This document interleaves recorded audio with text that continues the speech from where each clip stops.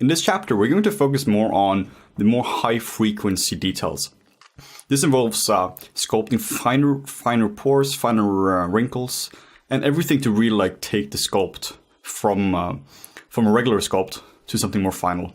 It's essentially all the parts that don't really change the shape or the silhouette. Yeah, but are important for stuff like the specular hits and all that, like we discussed in the last sculpting video.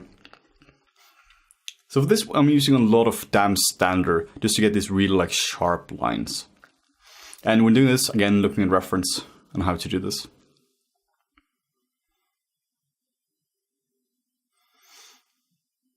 And just to be clear on this, if this was like a real production, we would not sculpt clothing like this. Then we would use something like we briefly mentioned before, with something Morten has been doing a lot of, which is Marvelous Designer. Marvelous Designer is a wonderful tool. If I'm correct, I believe it was made for the fashion industry.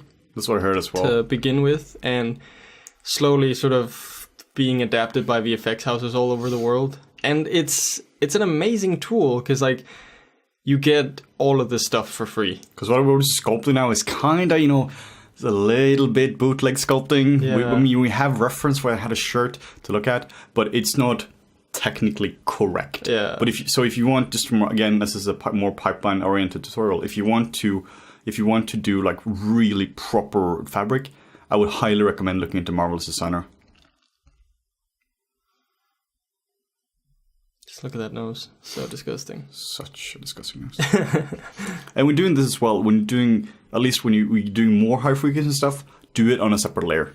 We briefly cover this in the layer chapter, but it's such a huge advantage to have this on separate layers. Currently, we're still refining more, like, getting rid of some brush strokes and getting some unevenness here. So I would still keep that on the regular layer, but anything high frequency, such as pores or very fine sculpting, definitely keep that on a separate layer. Yeah, and managing your layers can be a bit like, once you start creating layers, you really have to obey by the layers and not like start sculpting on a different layer for the high frequency detail, because then it's just going to be pointless. Yeah. Yeah, I've done like a lot of times. I've just massively screwed her up. Yeah. I've done high frequency details on like lower frequency layers, and then you're just in trouble. This is a feature which is pretty cool. It's called UV groups. You have two versions of it. You can create polygroups based on the UDIMs or based on the UV tiles. Or sorry, based on the UV islands and UV tiles. So UV islands, that's every single island of the UVs, and UV tiles is every single UDIM, which is extremely handy for a lot of cases. Yeah, because it makes creating polygroups for isolation really easy. Yeah. Because usually when you make the UVs for something like this, you would intelligently like cut it out, separate the ears from something, and maybe you need to detail that a little bit. So it's just a really handy feature. It's something you can keep in mind for your UVs as well if you'll be working with ZBrush. Yeah. Is this will be good for isolation, so maybe I should cut this off. Yeah, exactly. I do that a lot as well, because I do professionally. I do about 50% texture painting in Mari, and then the UDIM layout is extremely useful. We do cover that in the UV mapping chapter, at least briefly. But having a solid UV layout is very beneficial, particularly for Mari, because then you literally use the UDIMs as selection sets and ways to just select pieces. So now there's a new layer, high frequency details. So this is where we really start to go sharp. This is all the sexy stuff you've been waiting hours and hours to do. Your fingers are dirt, like trigger happy, and you just want to get it done. And it's so satisfying once you start doing these details, because you know this is the last stretch of the sculpt, right? Yeah. It's really satisfying to do. And it is important. Like we were saying, don't rush this. Don't rush to get to this stage. Because once you are at this stage, you can do it thoroughly and properly. You can really make it work. Yeah, you most likely know that there aren't going to be any sort of major changes to the shape or the design. Yeah. Unless you work in VFX, because then they always change their mind. The director always wants something new. 4 weeks before deadline, remodeling, retexturing characters. I mean, that's fine. Yeah, and then they go like, "Oh, can we scrap this? Can we make something completely new?" Oh yeah, sure. No problem. But we have a tutorial to make as well. So sorry. But yeah, it's really nice when it's all starting to come together. But you can see like all the bony landmarks we put down, at least most of the bony landmarks we put down initially are still there. You look at the cheekbones, look at the nose, it's the same silhouette. This doesn't change anything in that regard. This is purely like the stuff on top. Just tiny bumps on top of the nose. A lot of guys, probably a lot of guys even watching this as well, probably just skipped right to this stage here. Very early on, maybe some of you even like watched only the video here. If you only watch this video, go back. Go back. Seriously. We'll know. And these are the part, like, you see the sort of wrinkles that you get up on the lips like this. This is something you can also enhance using alphas. Yeah. Like, this is you can draw it out as a guide so you know sort of like what's the layout, what's the direction of the wrinkles that I want, and then sort of amplify that, supporting it with alphas. Yeah. So when doing anything here, we're not going to cover alphas explicitly here, but we will use them here. Essentially, alphas, for those who don't know, are pre-made images. Instead of sculpting everything by hand, we have pre-made wrinkles we can just stamp on top. The problem is people don't really know when they should use them. So you see here, we're sculpting everything by hand so far. We're really controlling it. Like Martin was saying, you get the direction of it down. And then you kind of like fill in the blanks with alphas. Yeah, because it gives you, like, once you have the base here, once you have the stroke and the direction, what alphas can really help you with is the detail that would literally take hours to sculpt if you had to do it by hand. Yeah, exactly. Individual pores and like all the crazy stuff. Yeah, like sculpting individual pores would just be ridiculous. Yeah. Regarding pores, that's a huge topic. There are so many like ZBrush central threads and like threads on motive forms and all that. How do you make realistic pores? And there are a lot of ways of doing that. The way we're doing here is using alphas, which some of them ship with the ZBrush, and you can find them in the Lightbox library. And they're pretty nice. They're pretty nice for getting something down quickly. But the problem with pores is, like, we've been talking about this a fair bit already, like how meticulous and how attentive you have to be to details.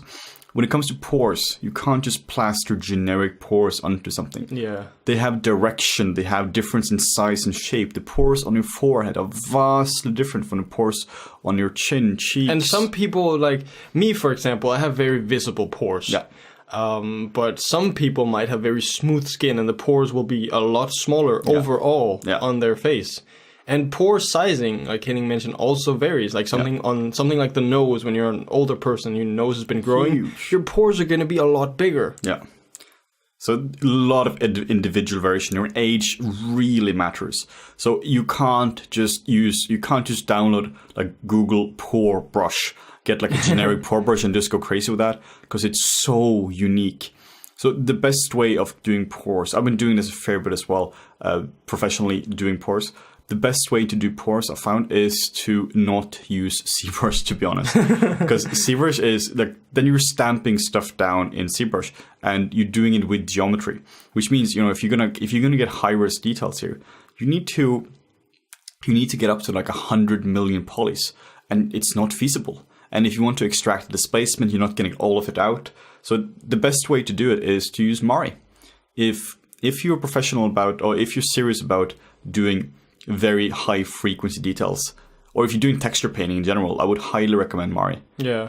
So in Mari you can use there's a library or a website called XYZ Texturing, I believe, and Surface Mimic. They offer essentially like scans of pores. So they put like, I think it's like silicone they put on somebody's skin. Yeah, it's a really high detail sort of imprint you get of the skin. So it's literally like more than an imprint of the skin, which they've just like scanned in. And the ridiculous part is, like, one of the first times I saw a Surface Mimic scan, I suppose, was that I noticed that there was so much more micro detail in the skin. It's crazy. And like, once we talk about realism and for VFX, this stuff is just essential. Yeah. It just really takes it to the next level. Yeah, exactly. And if you can get a hold of any of that and you're really interested in doing realistic shading and sculpting, I would definitely recommend that. Even if you're like you're hobbyist and you're going for realism, or if you just want to learn that, I think like one package of one character is like $60, and then you get like the color map, you get all the really fine wrinkles. Like it's going to make a massive difference. and it's super quick to do. You can do characters, like full pore characters, in like a day, like a couple of hours. You can just block it in there, and it's so it's extremely fast. The cool thing about it is it also gives you an opportunity to study areas of pores. See where you have clumping of bigger pores, smaller pores, which direction they go. Like Henning said, it's a really nice thing to study. Because you never do that. If you look at a photography, you can't. Yeah, it's never close enough. It's never close enough, and the lighting, is too diffuse, and like maybe there is a makeup or some sweat, and you just can't do it. Even if you could, there is so much. It's never high res enough, and it's just pretty much impossible. But doing something like Surface Mimic, you can clearly study the pores. But it's not just pores. It's everything regarding surface variation, and exceptionally useful. So that's how we would do that. If you're doing that, even for personal projects, if you want realism, like true realism, you can't rely on ZBrush. You simply you can't do it. You can't get enough resolution. No, you can't really get enough resolution, and it's too slow as well. Because if you're using Surface Mimic, you can take it into Mari, and you can just load in an image, and you can just plaster on some pores on the entire forehead in about 2 minutes, and it's perfect. Yeah. So yeah, just our 2 cents regarding like how to use this in a more professional setting. But for making sort of details, let's say you don't have access to Surface Mimic. So sort of the stuff... And Mari. What we're doing now is a really nice combination of generally the Damien standard brush and the clay tubes, but without an alpha on it. Like we mentioned in one of the earlier sculpting chapters, this gives you a really nice sort of bulky feel to the brush, because it's a lot softer and it's really nice for building up volumes. So what you can do is sort of like go in with the Damien standard brush, and then right next to like the valley that you've created, start filling in some of the volume, because then you get a really nice sort of transition into the depression. You get really, What if you do what Morten just said, it's going to look super sexy. At least super sexy. At least that's like my professional opinion.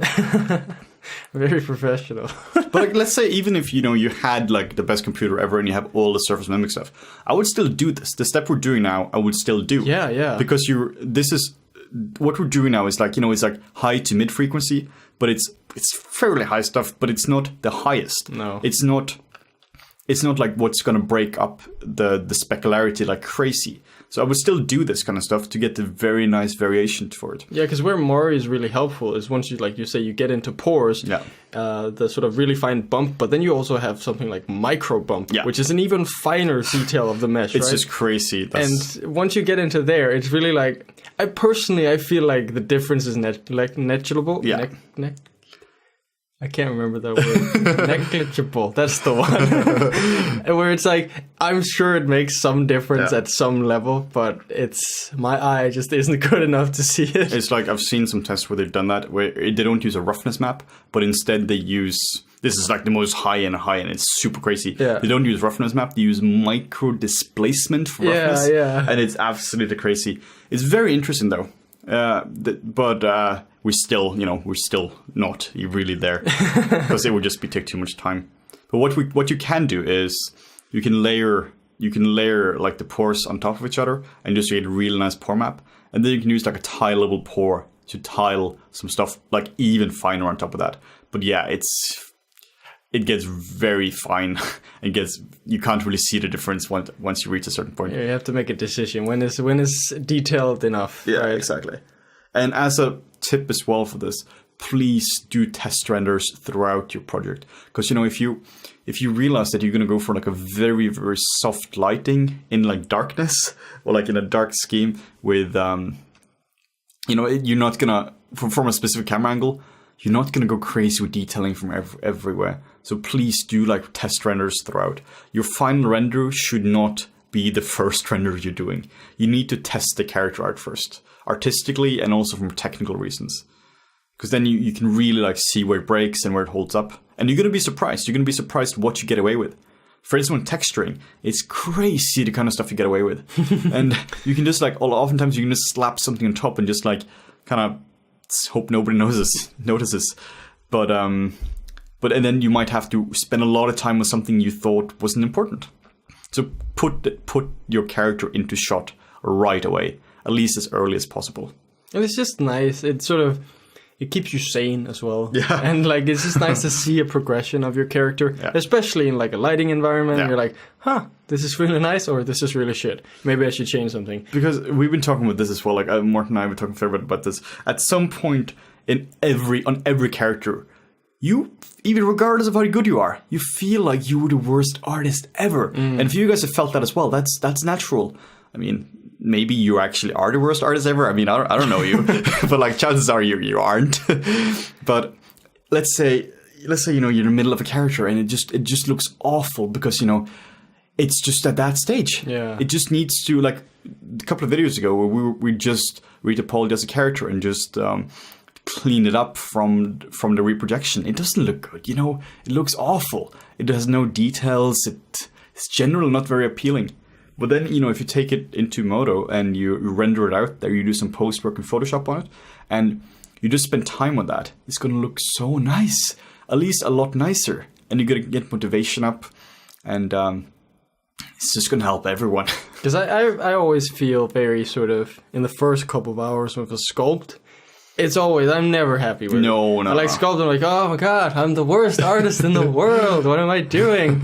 You know, and then a little more time goes by and you start to see, oh, okay, this could work. The pressure level goes down as you work. Yeah. I feel like after about an hour, I'm like, I'm the best. I'm the king of the world.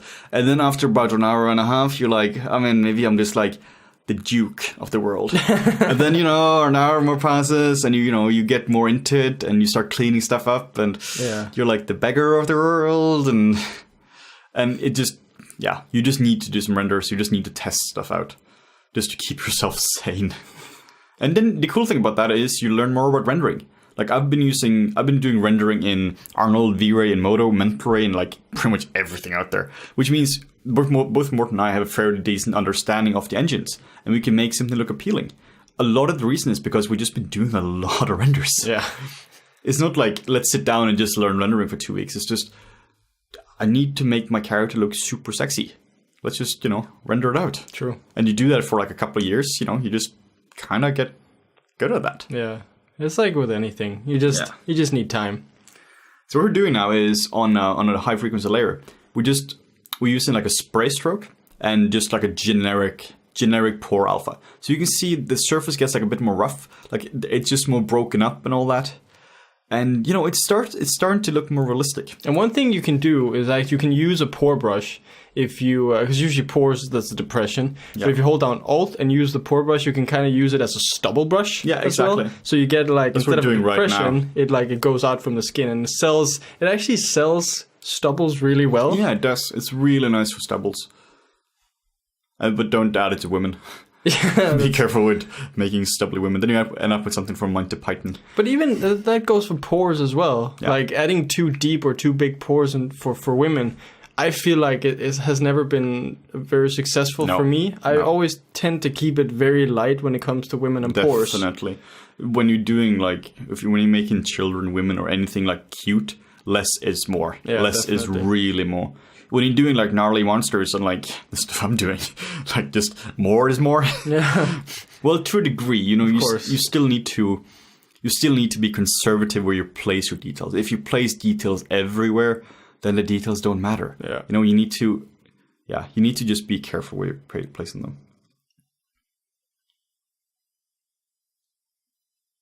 Now there are two of them. Now there are two. Just duplicate it. That's actually a cool tip. If you hold down Shift and S, you can duplicate the character on the canvas because of ZBrush's really useful 2.5D feature. So you just drop it to the canvas so you can sort of keep a reference as where were you, and then you can keep sculpting and see like, do I like this? Don't I like this? Yeah, very handy. It's actually a really nice feature. Shift S. So what we're doing now is we have a generic pass of pores. But the problem with that is it kind of smooths out our model. Like it removes the depression of the wrinkles, and it just generally makes the model more generic. Yeah, because like what the downside of some alphas is that they'll actually pull out a lot of the mesh. Yeah, and that tends to just smooth it out and make it a little, well, it makes it a lot softer. Yeah, exactly. And you're just lacking definition then. So we just go over that with like the damn standard brush, which we've been talking about a fair bit. because it's the best thing ever. It's a pretty good brush. And the standard brush as well. Just really like making sure they're working. Yeah, because you can see once you start to get all this noise in there, all the noise starts to hide the detail. Yeah. So it's just an extra sort of nice pass. Just go over it again. Just make sure all the details work and all the depressions are how you want them to be. Yeah, exactly. And remember, like we said before, a lot of this is going to be smoothed out significantly when it comes to like subsurface scattering, and like your light might be soft and all that. So just take this a bit further. You might not even be able to see it. Yeah, exactly. And that's also one of the really key things about doing test renders. When you're doing something like this, is this amount of depression enough for the pores, or is it too much? You won't know until you actually start rendering it. Yeah, exactly. Most of the time it's just like you went too crazy with details, but you still can't see it in the shader. So it's a fine balance there. And then just going back, like just removing the pore layer a bit, and just going back and just like shaping the underlying geometry. And that's what layers are really nice for, because then you can go back, you can change the shape without actually messing with your pores. Yeah. So this is the very last like sculpting video. We have another like posing video and all that, but and my expression. But as this is the very last video, let's just review it a little bit here. A lot of guys, they look at this kind of stuff and they just go like, I can never do that. I mean, obviously we've been sculpting for years. So if you can't do this, that's fine. But if we just start to review what's actually happening here, obviously this is speeding up and it looks super fancy. But when working here, we're working slowly, methodically.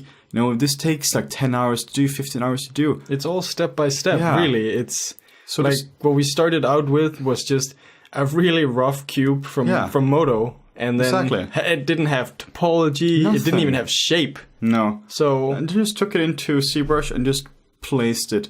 Just placed some bony landmarks on it.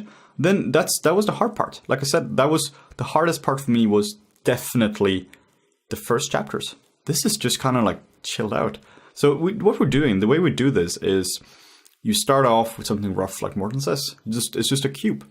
And then we add bony landmarks to it. Just make sure they're working, methodically working with it. Don't think about speed. Do quality above everything else. Just do the best you can for that it doesn't matter. Like, you don't need to post it on Facebook in 2 hours and be like, I've done this in 2 hours. Nobody I'm good. cares. Like, from this view, in 2 hours, sure, it's a good challenge. It's a great challenge. And I would recommend doing that occasionally. But, nobody cares if it's done in 2 hours. I mean, if you go, the movie studio isn't going to be like, or like the visual effects studio, if you go to like Double Negative, they aren't going to be like, super cool. Did you do this from a sphere in 45 minutes? They're like, is this the best you can do, Yeah, that's the thing. Obviously, it's not the best you can do because you were rushing it. So present the work the best you can, and do every step thoroughly. Do research for the design. Do research on everything, and then from a technical point of view, do it thoroughly in terms of pipeline. Like, get the scale and position right, like that. Make sure it's facing the correct way forwards. And it's really important to sort of keep other people in the pipeline in mind as well. Like, where does it go to next? Yeah. Do I just do UVs now? Do I wait until I'm done with the shape? Yeah. Where does it go from texturing? How do I need to lay out my UVs? Yeah. There are a lot of things to consider, and all of these things. If you do all of these yourself, it's fine, but it still helps you to speed up your workflow as well. Yeah. Yeah. So we just want this to be like, this is not just a sculpting video. We want to make people aware of the pipeline, of like how we can use this in a professional setting.